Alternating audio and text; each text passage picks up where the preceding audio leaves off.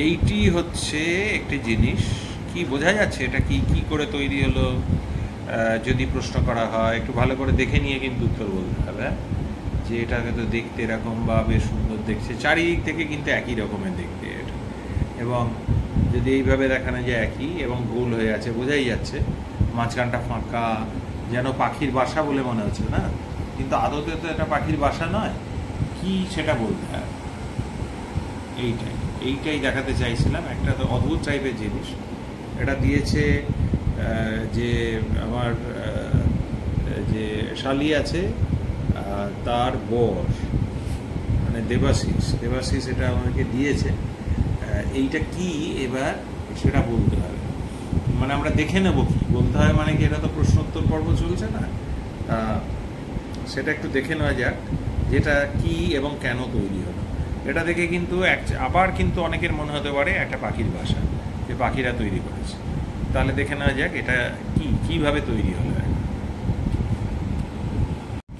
এটি হচ্ছে গাছের মূল, বিশ্বাস করছেন না? অবশ্যই গাছের মূল।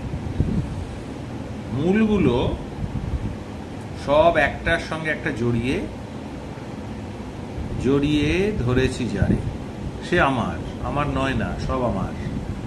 মানে মূলগুলো, মূলের শাখা, তস্যতা শাখা প্রশাখা সব জড়িয়ে এরকম একটা আকার ধারণ করেছে।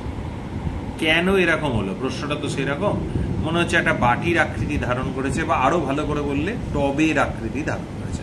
দেখা যাচ্ছে না, মনে হচ্ছে একটা টব, যদি ভালো করে দেখি, হ্যাঁ একটা টব, যদি আমরা খুব ভালো করে একটু দেখার চেষ্টা করি, পুরোই কিন্তু এটা একটা টবের মতো লাগে। কেন এরকম হলো আসলে বলে দিই, এটা টবের মধ্যে ছিল।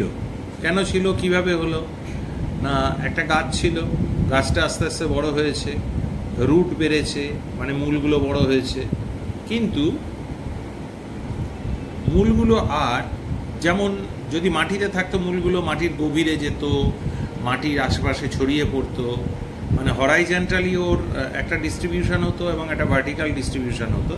সেটা হয়নি, কিন্তু সেটা হতে না পেরে হয়েছে কি, টবের মধ্যে টব মানে ফুঁড়ে, যেটাকে বলা হয় টবকে ক্র্যাক করেও বাইরে বেরিয়ে যেতে পারেনি, ও ঘুরেছে, ঘুরপাক খেয়েছে, মানে অনেকটা সেই ওই রেশম মথ যেমন আছে না,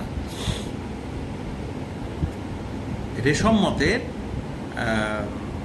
মানে গুটি তৈরির মতো, যে ঘুরতেই থেকেছে, তারপরে এই রকম টবের একটা আকৃতি নিয়েছে। তারপরে মাটিগুলো তুলে ফেলা হয়েছে, মাটিগুলো তুলে ফেলে এইটাকে এনে আমাকে দিয়েছে, যে এটা তো দুর্দান্ত একটা। আমি ভাবলাম এটা দেখা যাক, অনেকেই হয়তো জানে, আবার কেউ জানে না এরকম তৈরি হয় নাকি। তা আমার ভীষণ ভালো লেগেছে কিন্তু বিষয়টা, অর্থাৎ বেঁচে থাকার কি তাগিদ, মরবো না, বেঁচে থাকবো, যেটুকু স্পেস আছে, যেটুকু জায়গা আছে, সেখানেই বেঁচে থাকার চেষ্টা করব। মানুষরাও কিন্তু এখন তাই চাইছে, মানে এখন তো জায়গায় নেই বেঁচে থাকার জন্য, বসবাস করার জায়গার সংকুলান হয়েছে, চাষবাসের স্থান সংকুলান হয়েছে, কিন্তু তাও সবাই বেঁচে থাকার চেষ্টা করছে।